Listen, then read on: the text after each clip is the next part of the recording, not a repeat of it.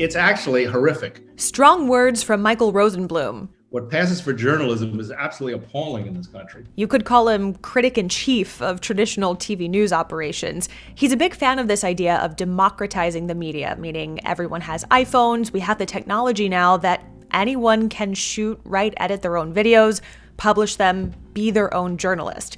Now, previous guests I've had on this podcast have called this idea of democratizing the media a bunch of BS because they think that in this climate of endless information, we have so much content online that everyone's trying to sort through. Now more than ever, we need trained ethical journalists to sort through all of the noise, hold government officials accountable, and tell you what's true and important. Michael couldn't disagree more. Watching teaches you passivity because watching instructs you over and over again. You have no control over your life. That's why I'm so vehement about taking control in terms of the media. You're not going to get rid of the media, but stop watching and start doing. I don't think that's such a terrible thing to say. So Michael and his wife run a website called thevj.com, which stands for video journalist, and they work with individuals, private companies, TV stations to make the most of smartphones in telling and sharing stories. So I read Michael's most recent book called Don't Watch This: How the Media Are Destroying Your Life.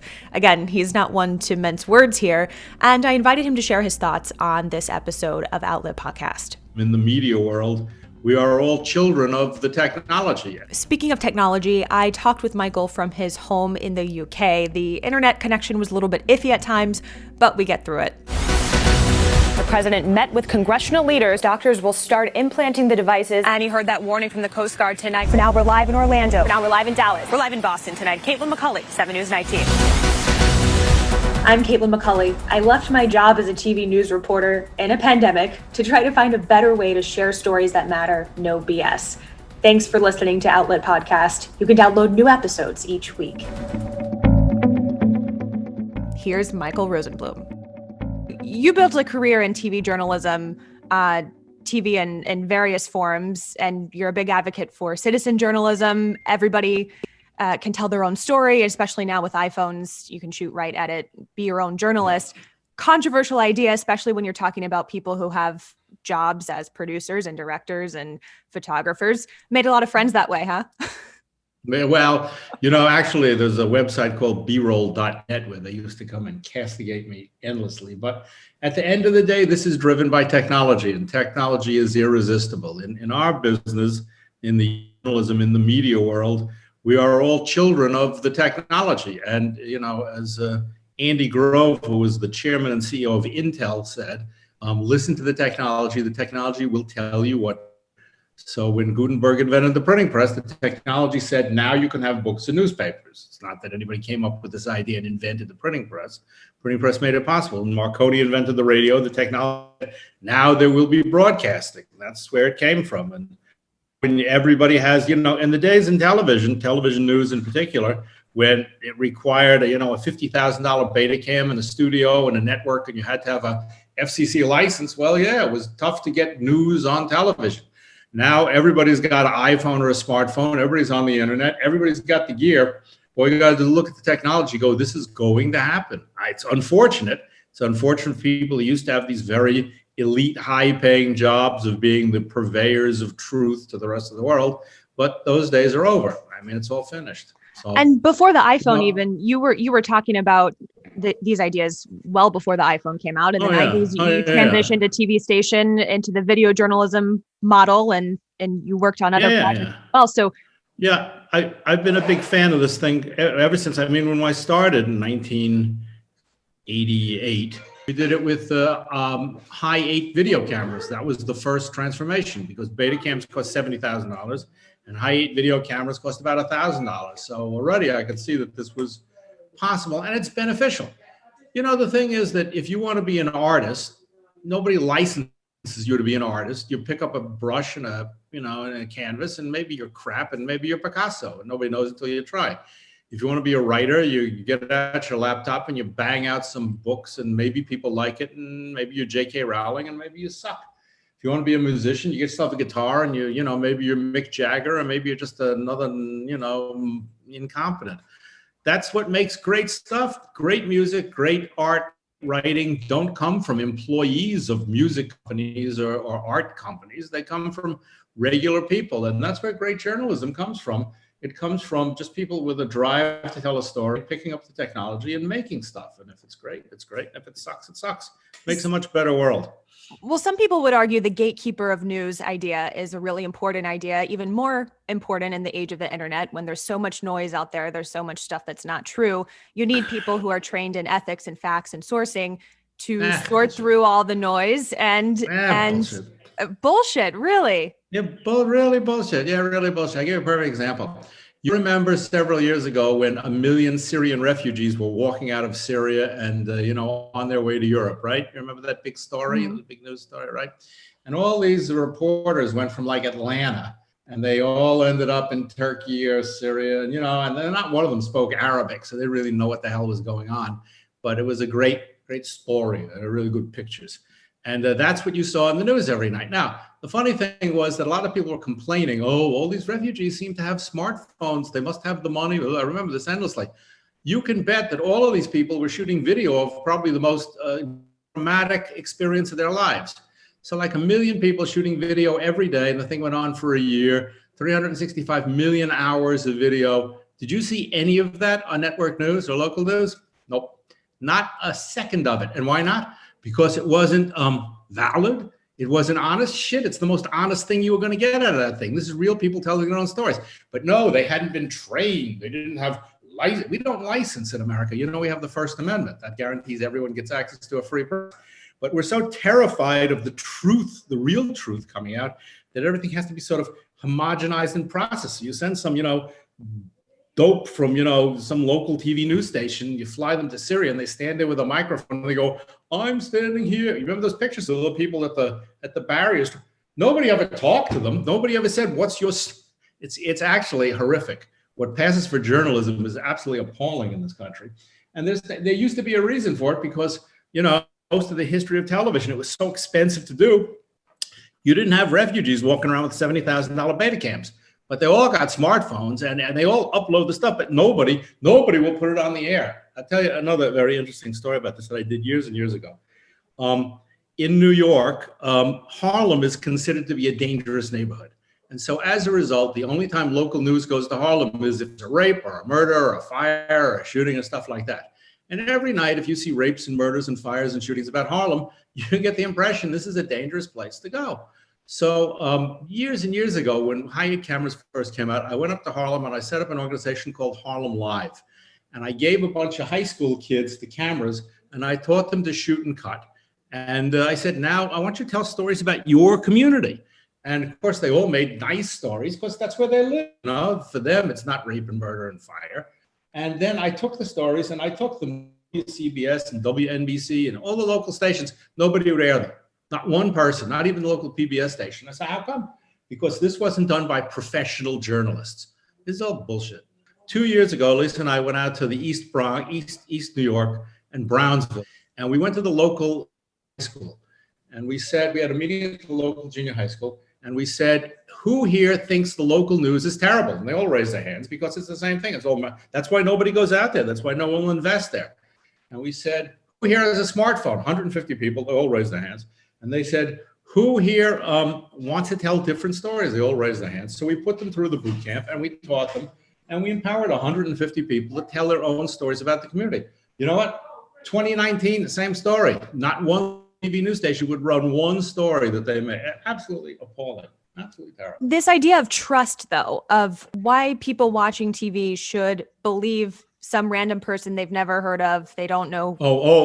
Please. They don't know where they come from. You do man on the street every day. You have reporters who went to, dipshit university and they got some stupid degree.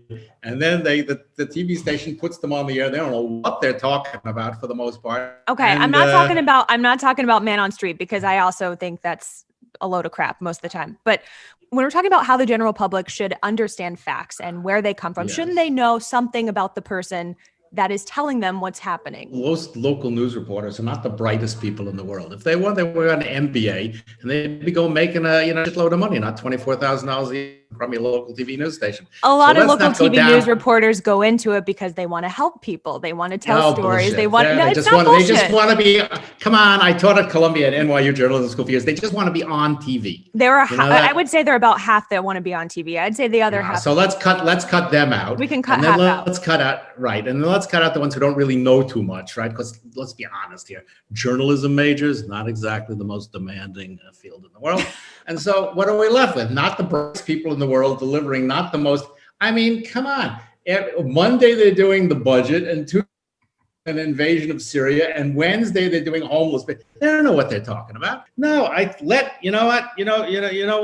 Louis Brandeis, Supreme Court Justice, said the best solution for bad free press is more free press, right? Bad. So we should just overload people with lots of information. Get it all out there. When you walk into Barnes and Noble, you overloaded. How are they supposed to know what's going on? Stop. Yeah. When you walk into Barnes and Noble, you go, shit, so many books. I'll never be able to read all these things. I'm overloaded. I would rather have a world where I only get 6 books, and one by Katie Couric, but she's a genius, and I can't wait to read what she says. No, you walk into Barnes and Noble, you go into Amazon, I don't know, 10 million books on Amazon. Do you go, oh, this is overload. This is too much information. No, because we've had a free press for 500 years. We're used to it. We know how to sort it out.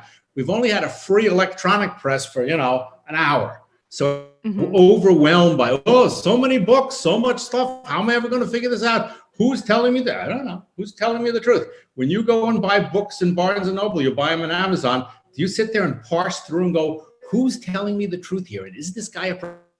No. You buy what you find interesting. You sort your own. You make your own opinions. That's what the free press is designed to do. The free press was based on a print world in which everybody had access to printing press. Electronic media came along and nobody had access to it. The famous quote, a free press belongs to those who can afford a press. Well, right. In those days, 4 people could afford a press. Now everybody can afford a press. Hooray, free press. The weirdest journalists are terrified of a free press. They'll go, oh, free press, free press, free press. Now they got one. They go, no. I was only kidding. No, only my opinions count. The rest of you, go yourselves. You'll have to bleep that out, probably. Yeah. Okay. Well, so you think that? So your idea is that this will naturally sort itself out. Yes, of course people it will. Be able to find what's interesting. They'll read what they have to say. They'll decide who they think is important.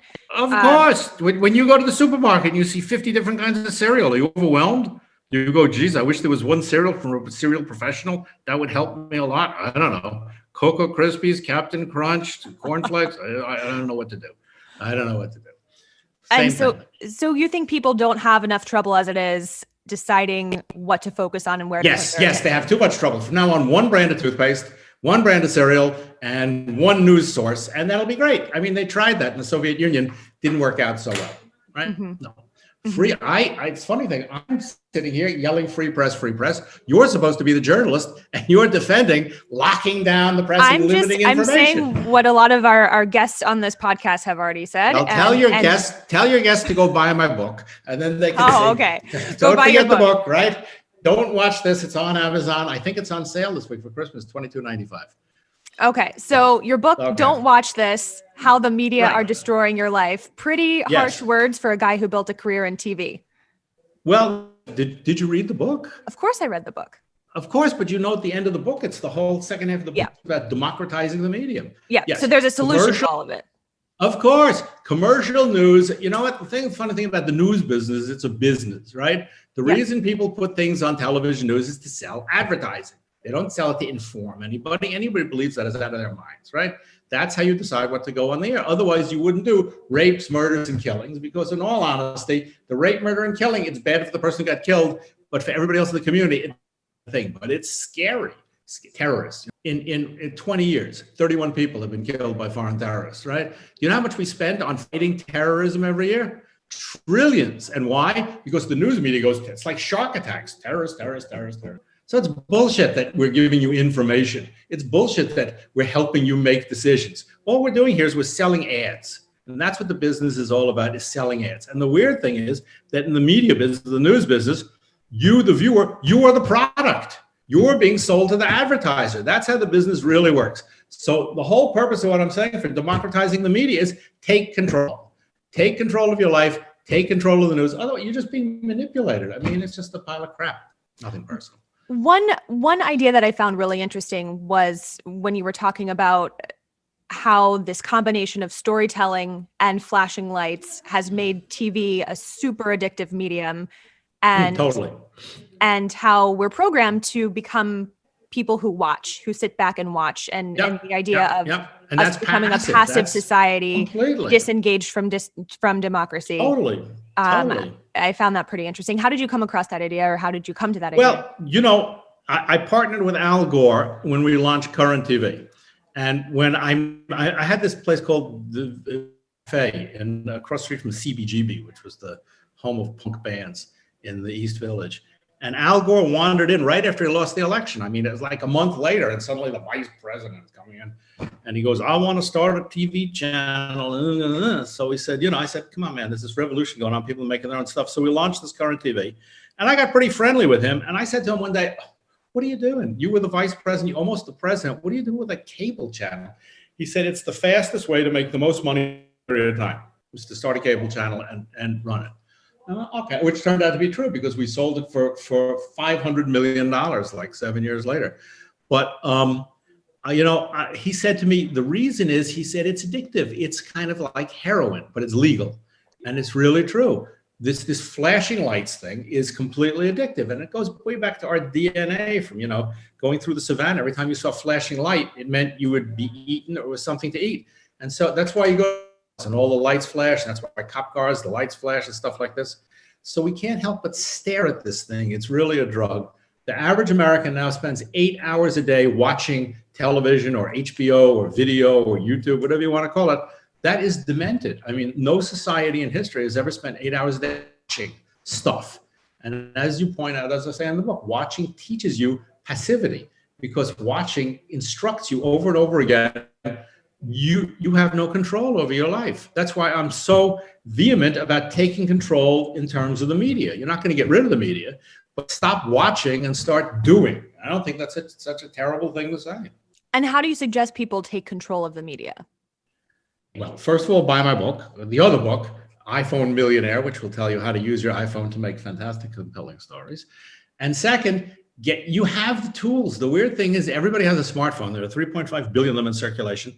They shoot 4K, which is 4 times high def. They edit, they add music, they add graphics. You could people do it on TikTok all the time, make idiotic things about dancing, and they have no problem with doing that, or, funny pet videos or shit like that. So go, if you have a passion, if you have some, in your community, something that's bothering you, something like that, go do it, go make it, go. And so, if some smart entrepreneur came along and said to me, "I want to launch a new kind of news channel, a different kind," I would say, open the door to those people and encourage them to do it. And that's what people want to watch anyway. I mean, look at how people look at YouTube or Facebook. Facebook is 100% user-generated content. Mark Zuckerberg has done okay stuff, right? He doesn't have professional storytellers on Facebook or Instagram or Twitter or any of these other places. This is going to happen. This goes back to Intel, and listen to the technology. Going to happen. I think it's a very, very positive thing. So these video social media channels exist already: Facebook, TikTok, Instagram, all that. And yet I still hear from so many people, how do we find a source of news that is factual? I'm so confused where to find information. I'm overwhelmed by all of it. Yeah. One of the great problems, people say this. Yeah, one of the great problems with Facebook and Instagram, because to me they're just the first generation. They're not they're the beginning of what the technology affords. And they are all things to all people, and they are very, very messy and difficult to navigate. But that doesn't mean you can't take what you've learned from Facebook, that people will make their own stuff and post it for free, and then take it and put it in a very focused areas. If you want to do local news about Baltimore, open a website which just allows people to aggregate that kind of stuff. And then, of course, you have to compensate them, but that's a different discussion to make money out of this thing. But this is all going to happen. This is just absolutely inevitable because the technology is there. When cable first came out, the first cable tried to mimic television networks. They had, I worked for Christian Science Monitor for a while, that had a nightly hour-long news show on Discovery Channel, because Discovery thought they had to have sports, they had to have news, they had to have all the stuff that networks had. eventually Discovery fractionalized. They thought, oh, I get it. Food channel, travel channel, HGTV. They fractionalized based on interest. And social media will do the same thing. I mean, Facebook will fall apart eventually, and they will become, much more fractionalized and focused areas of interest. When we look at the TV news industry, both local and national news on TV, we see that they are very slow to change. I mean, that is no secret. And very slow. Of course not. Because of their investment that they've had in it. They have all the technology still. They have the live trucks. They have the infrastructure. It's psychological. They can't bring themselves to change. But this happens all the time. When newspapers were the dominant media in this country, Newmark invented Craigslist. Craig Newmark invented Craigslist. He was with two other guys in a garage in San Francisco. And down the street was the Chronicle, the biggest newspaper in California. And they could have launched their own online classifieds in a second. They couldn't bring themselves to do it. And they couldn't believe this was happening. Same thing with Kodak. Kodak film. And digital came along, and Kodak could have launched digital and owned the market. They couldn't bring themselves to do it. Television news cannot, trust me, because I talk to these people all the time, with some exceptions, they cannot bring themselves to make the change that is necessary to stay congruent with what the technology mandates. So as a result, they will ultimately go out of business. They will be replaced by, the next generation of Facebook. All these companies, Facebook and Twitter, and they came from nowhere. They came from somebody's garage, and there was no reason. At one point, the New York Times had the option to buy Facebook for $1 million, and they passed. No, to buy Google for $1 million, and they passed because they didn't understand what they possibly do with a search engine. So this is inevitable. These people are ultimately going to go out of business because they can't bring themselves to make the changes that are necessary to be congruent with the technology. Do you think the whole system needs to die? The whole system will die. It doesn't need to die. It will die. I mean, every time we talk to clients, Lisa and I always say, burn it to the ground, because anything you cling to from the old thing is just going to mess you up. They can't bring themselves to do it. They make marginal changes. We once had a meeting with ABC News. We met with the president of ABC News. And they had this giant meeting, and they had the head of all the programs, World News Tonight and 2020, and all sat in a big conference room. And we explained what we did. And they said, oh, no, we're doing this already, this MMJ journalism thing. We're doing it. We've been doing it for years. We said, really? Yes. Well, how many years have we been doing it? Oh, we've been doing it for 4 or 5 years now. Really? And how many MMJs have you fielded? 3. Me in Houston? Yeah. Well, there you go. See, and so it's insane. It was just, the whole thing was, they just can't wrap their heads around it. It's too big a stretch for them. So yeah, they're going to go out of business. Well, and I think you do make a good point there with this idea of holding on to things that haven't worked in the past and trying to apply them to new things. And I think that's what happened with the MMJ concept. Stations were really eager to adopt an idea that would limit jobs and cut costs, but they didn't use it in the right way. They didn't understand it. They didn't they saw the cost effectiveness. Trust me, I've been doing this for 30 years. They saw the cost effectiveness of it. They said, oh, we can get rid of, half the staff and cut the cost. And then in a lot of stations, they made people drag around these giant cameras and tripods because they thought this is professional equipment. Do that, you're dead. The thing doesn't really work. It's all predicated on small, light, easy to do. And that part they couldn't do. And years ago, we did Channel 1 in London, which was the child of New York 1. Right after New York 1, we did Channel 1. London's a big city, and they should have done it. And we started with little high-8 video cameras, which is what we used in New York 1, which made it work. And then this guy came in, and he came from ITV, and he said, well, this is all great, except they're going to carry beta cams, which were tripods, and the batteries, and the lights, and all this other shit. And so we said, no, you're going to kill the thing. He goes, no, I will not have my people laughed at in the street because they have little cameras. I go, you don't get it. And the thing was out of business in a year. They just couldn't killing people. It was pointless. I saw you posted something recently in the Storytellers Facebook group. I think it was an example of one of the reports a journalist from Spectrum had done with an iPhone. Mm-hmm. And people get really up in arms when you start saying it's beautifully shot, it's beautifully written. It is beautifully shot, though. It is, and they can't handle shot. it. They get really mad about that. They do, but what I like to do is the people who came on that thing. I always like to go to YouTube, and you can Google their name on YouTube and you can see the crap that they're making. A lot of exteriors of building, police tape. I mean, stuff sucks. If they were like, if they were Steven Spielberg, they might have grounds to say, well, it's not great. But the junk that they out, they're just frightened for it's anxiety. And a lot of these, the weird thing is, a lot of cameramen are actually really great reporters, because at most local TV news stations, the cameraman's been there forever, and they give the newbies, and the cameraman goes out with the new reporter and says, okay, stand here, ask this, do this, and they basically make the piece. There's a class structure in the news business. When I was a producer at CBS, and I'm sure it hasn't changed, the correspondent and I stayed at 5-star hotels, and the crew stayed at 3-star hotels. And the correspondent and I ate at Michelin star restaurants, and the crew ate at Arby's. And that's just how it was, And that class mentality still pervades most television stations, which to me is a tragedy. For photographers who are employed at traditional news operations, what would your advice be to them as they're looking to diversify their skill set? Get yourself an iPhone and learn how to make pieces, because that's the only job that's going to exist. Well, and I think photographers, a lot of them, the good ones they're observant. They, like you said, they're experienced. They're used to talking to people. I mean, they have all the skills. Just go do it. They do these VOSATs because they're terrified to voice their own pieces. But actually, in our experience, a lot of stations unions will prevent that, and a lot of cities unions will prevent that from. Yeah, well, you got to break the back of the unions before you do anything else. But what we discovered is most photographers actually turn out to be much better storytellers and have much better voices than these so-called professionals, because the professionals all talk in TV talk. They go in other stories, which is so annoying. And the photographers talk in real voices, and it's much more compelling stuff. So we think they do much better. Mm-hmm. And that's, you look at everything that's being posted on social media now. That's how, younger generations in particular are used to getting their news and watching videos. This idea of, Totally. framing the interviewee on one side of the screen with all this. The thing that really kills me is the thing where they say, don't look at the camera. I mean, that is just insane. If I did this entire podcast with you like this the whole time, you'd think I'm out of my mind.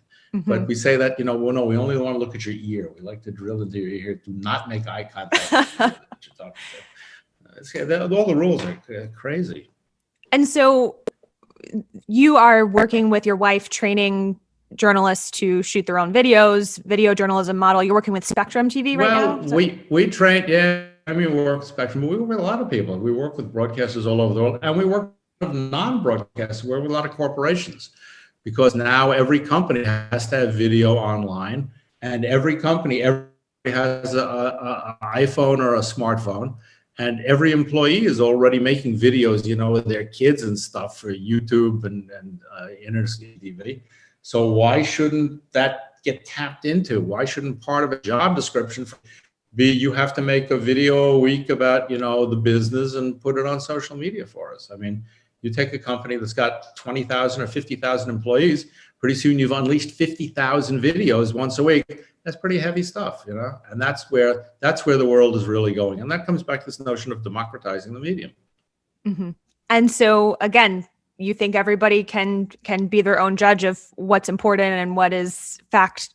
Sure. Filled with facts. What is, just like you walk into a bookstore. I've written books, and I didn't go to, book writing school. I just sat down and wrote them. And if you don't like what I've said in the books, screw it. I mean, look, you're doing your own podcast, Steve. Who does this? You have a license?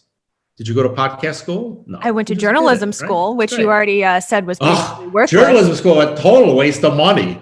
Complete waste of money, waste of time. Go get your money back. It's ridiculous. The technology is there. This is going to happen. It's with Darwin, a lot of people say Darwin was survival of the fittest. Darwin actually said was survival of those who adapt the best to change. The change is here. Right. And media companies, they will die. And media companies that do adapt, or people who start new media companies based on what the technology offers, will do very, very well. This is not a question of, the media companies have to change. They're going to die. It is happening regardless. Yeah, absolutely. Absolutely. And so what's your best advice based on what you've observed and learned along the way to people who feel confused about where to get information they can trust? Oh, yeah. Well, I mean, my best advice is that, like going in a bookstore, you have to find what you think is interesting. I mean, even look now, some people think Fox is really good. Some people think MSNBC is really good. That's great. The more voices, the better. But my general advice to people who are confused by this is to buy my books, certainly, So you're I the Screen answer. Millionaire, well, I am offering, I'm offering a pathway to, as Maimonides wrote 1,000 years ago, the guide for the perplexed. So I'm offering the guide for the perplexed, except it's called Don't Watch This. And for those who really want to, we may as well pimp everything here. For those who really want to take control of their lives, I would recommend thevj.com. All right, I told Michael I'd add this information in at the end. If you want to learn more about using your iPhone to tell stories, you can shoot him an email at contact@thevj.com. I'm curious to know your thoughts on everything he had to say. I'm sure you have your opinions, so share them on Instagram and tag Outlet Media Podcast. See you soon.